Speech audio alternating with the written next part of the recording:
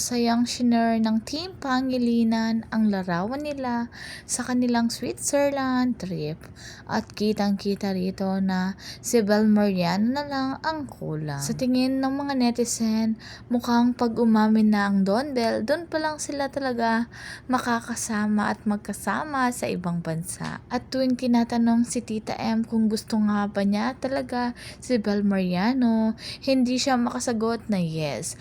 Pero lagi niyang sinasabi, I'm a Don Bell fans.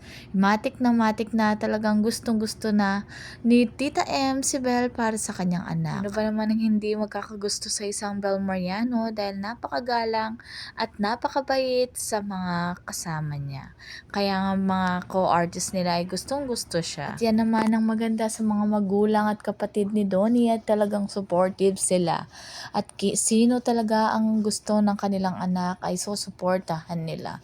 Hindi sila laging nagiging hadlang kahit gumastos pa ang mahal. Sabi nga niya kung ano ang gustong gawin ni Donnie sa kanyang pera ay susuportahan namin siya.